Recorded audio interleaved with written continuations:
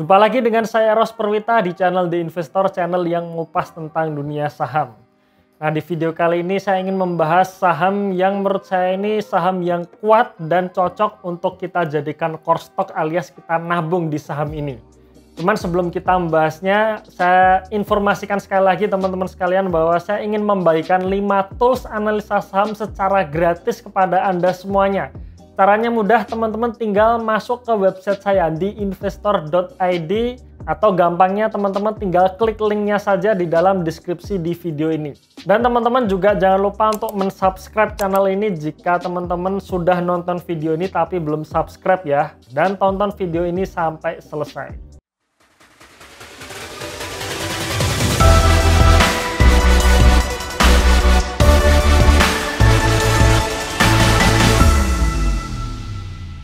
Saham yang akan kita bahas kali ini adalah saham ACES atau Ace Hardware Indonesia. Nah, bayangan kita kalau kita mendengar kata Ace Hardware Indonesia, pasti di benak kita kan kita akan membayangkan supermarket, tetapi isinya itu perkakas rumah tangga. Betul nggak teman-teman sekalian ya? Dan menurut saya supermarket jenis ini adalah supermarket yang di tahun 2020 ini bisa jadi atau bisa saya katakan tidak terlalu terdampak karena COVID-19. Ini bisa dibuktikan dari laporan keuangan yang akan kita bahas nantinya. Karena kalau kita nalar ya, kita semasa PSBB ini ya, karena kita diwajibkan work from home, maka bisnis-bisnis yang berada di rumah atau barang-barang yang ada di rumah itu justru kenceng. Anggapan saya seperti itu ya. Dan kalau saya perhatikan, Ace Hardware sendiri ini merupakan supermarket perkakas rumah tangga terbesar di Indonesia saat ini. Ya memang saya tidak punya datanya, ya, cuman anggapan saya seperti itu ya. Bayangan saya saat ini saya belum menemukan kompetitor yang sekuat Ace Hardware ini. Oke, bagaimana kinerjanya? Langsung saja kita masuk ke laporan laba rugi PT Ace Hardware Indonesia per kuartal 2 2020. Ada di gambar berikut. Oke, ini adalah laporan laba rugi per kuartal 2 2020 ya. Kalau kita lihat yang paling atas sendiri ya, pos nomor 3 yaitu penjualan bersih. Nah, penjualan bersih dari Ace Hardware Indonesia ini memang mengalami penurunan, tetapi turunnya tidak terlalu signifikan, hanya turun 8% dari sebelumnya 3,9 triliun menjadi 3,6 triliun. Kemudian kalau kita lihat laba kotornya juga tidak terlalu signifikan penurunannya, yaitu hanya kurang lebih 3% dari 1,86 triliun menjadi 1,80 triliun. Dan untuk laba bersih yang dapat diatribusikan ke pemilik entitas induk juga mengalami penurunan, tetapi sekali lagi penurunannya juga tidak terlalu signifikan ya, turun 24% dari sebelumnya 472 miliar rupiah menjadi 360 miliar rupiah. Dan ini adalah historis penjualan maupun laba bersih dari perusahaan. Kita lihat ya penjualannya atau revenue-nya dari tahun ke tahun cukup stabil, cenderung naik ya. Dari apalagi kalau kita hitung sejak tahun 2013 ke 2019 itu selalu mengalami kenaikan. Untuk tahun 2020 ini saya asumsikan sampai akhir tahun hanya saya kalikan 2, jadi sekitar di 7,3 triliun. Jadi mengalami penurunan di tahun 2020 ini. Begitu juga dengan laba bersihnya, dari tahun ke tahun selalu mengalami kenaikan ya. Tahun 2013 hanya membukukan 500 miliar, di tahun 2019 sudah membukukan laba bersih 1 triliun. Tahun 2020 saya proyeksikan laba bersihnya hanya sekitar 772 miliar saja. Oke, karena perusahaan selalu membukukan laba bersih, selanjutnya kita akan bicarakan mengenai dividennya. Karena ujung-ujungnya nih ketika perusahaan bisa membukukan laba bersih yang besar, terus berapa dividen yang dibagikan ke pemegang saham. Nah, ini adalah historis dividen sejak tahun 2014 sampai 2020. Dividen payout ratio perusahaan ini cukup bagus menurut saya ya, antara 40 sampai 50%. Dan untuk dividen per sahamnya juga selalu naik. Kalau kita lihat dari tahun 2017 sampai 2019 ini naik. Memang mengalami penurunan di tahun 2020 ya, bisa jadi karena tahun 2020 ini perusahaan ingin menjaga likuiditasnya ya, supaya tidak kering, supaya tidak kekurangan uang, akhirnya dividen yang dibagikan hanya 30% saja. Tapi menurut saya itu adalah hal yang lumrah atau hal yang memang pantas untuk dilakukan. Setelah kita membicarakan dividen, langsung kita masuk ke neraca dari perusahaan ini. Nah, ini adalah neraca per Juni 2020 ya. Kalau kita lihat pos-pos neracanya ini sangat sederhana sekali, sehingga kita bisa mudah nih untuk membaca kesehatan perusahaan ini.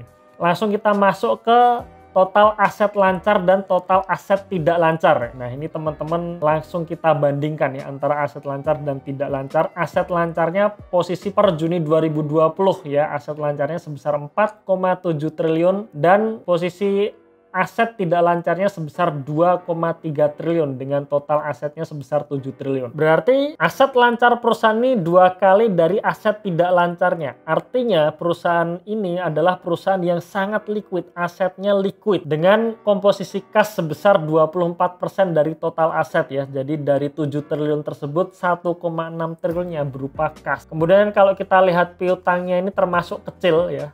Artinya pembeli atau penjualan perusahaan ini rata-rata dibayar dalam cash ya, ini juga sangat bagus sekali menurut saya. Kemudian kalau kita lihat di pos persediaannya ya, per posisi Juni 2020 persediaannya sebesar 2,7 triliun. Kita bandingkan dengan penjualan yang sudah saya tampilkan di awal tadi ya. Penjualan per Juni 2020 itu 3,6 triliun. Artinya tidak ada barang yang istilahnya mengendap lama di dalam perusahaan ini ya. Jadi perputaran produknya itu cepat. Kemudian di sisi aset tidak lancar kita lihat pos terbesarnya itu berupa aset hak guna sewa yang sebesar 1 triliun. Nah, artinya perusahaan ini kebanyakan gerai-gerai yang dibuka oleh S Hardware Indonesia ini berupa sewa ya, dan memang ini merupakan strategi yang bagus menurut saya karena kalau kita lihat S Hardware itu buka itu pasti di tempat-tempat strategis dan mereka hanya sewa. Bayangkan kalau tempat-tempat strategis tersebut harus dibeli oleh perusahaan, maka berapa besar uang yang dikeluarkan. Oke, jadi kalau kita bandingkan antara aset tidak lancar dengan penjualan, itu perbandingannya juga hampir 3 kali lipat ya.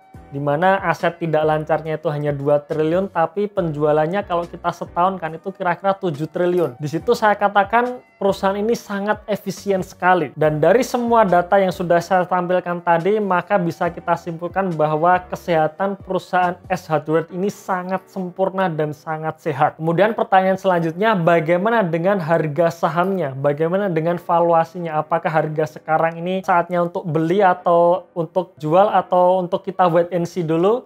Nah, ini seperti biasa teman-teman sekalian, saya tunjukkan analisa yang sering saya gunakan, yaitu membandingkan antara pertumbuhan ekuitas, ROE, dan juga PBV. Teman-teman silahkan lihat di chart berikut. Nah, sebelum masuk ke situ, saya ingin pertunjukan harga historis dari harga saham S Hardware Indonesia ini. Nah, dari tahun 2013 sampai tahun 2019, saham dari perusahaan ini sudah naik sebesar 153%. Dan kalau kita hitung sampai tahun 2020, yaitu di harga 1.600 ini harga saham pada penutupan perdagangan tanggal 4 September 2020 ya. Artinya harga saham perusahaan ini sudah naik 171%. Dan teman-teman, kalau teman-teman lihat harga saham dari perusahaan ini selalu mengalami kenaikan. Jadi kalau menurut saya untuk nabung di saham ini merupakan cocok ya. Istilahnya kita bisa untuk nabung di saham S Hardware ini. Dan ini adalah valuasi harga sahamnya. Nah, dalam menghitung harga wajar saham, saya selalu menggunakan atau menghitung rata-rata PBV di tahun-tahun sebelumnya dengan catatan ROE-nya stabil dan ekuitasnya selalu tumbuh. Nah, garis warna ungu yang paling bawah itu menunjukkan ROE. ROE perusahaan ini selalu stabil di kisaran 20%-an ya. Memang di tahun 2020 ini saya anggap turun menjadi 15% karena efek pandemi COVID-19 ini. Tapi untuk ROE 15% menurut saya masih oke. Kemudian garis warna merah ini adalah garis PBV atau price to book value, di mana kalau kita lihat secara sepintas rata-rata PBV dari perusahaan ini ya, atau harga saham dari perusahaan ini selalu dihargai di level PBV 5 kalinya. Di harga 1.600 menunjukkan PBV 5,48 kalinya, dan menurut saya ya memang disinilah harga wajarnya. Jadi kalau saya menyimpulkan tentang saham S Hardware Indonesia atau saham Akses ini, Yang pertama, saham ini cocok untuk digunakan investasi jangka panjang ya, alias kita nabung atau beli saham ini secara dicicil. Kemudian mengenai harga wajarnya ya di harga 1.500 sampai 1.600 ini merupakan harga yang wajar di level sekitar 5,4 sampai 5,5 kalinya. Bagaimana jika hari ini katakanlah ya ketika Anda nonton video ini harga sahamnya sudah 1.700, ya menurut saya sih nggak apa-apa, beli saja gitu. Nanti ketika harga turun ya beli lagi gitu. Jadi untuk kita tempatkan sebagai portofolio core stock ini cocok. Nah, oke, itu sekilas review mengenai saham Aces ya. Dan sekali lagi teman-teman sekalian, review yang saya utarakan ini hanya sekedar review atas pandangan saya pribadi ya. Jadi teman-teman silahkan tinjau ulang analisanya. Setiap keputusan yang Anda ambil berdasarkan dari video ini, resiko tetap menjadi tanggung jawab Anda masing-masing. Dan jika teman-teman punya pandangan yang berbeda, silahkan komentar di kolom komen di bawah ini ya, supaya kita juga bisa berinteraksi. Share juga video ini ke teman-teman Anda jika dirasa bermanfaat. Dan tunggu video saya selanjutnya. Salam Passive Income.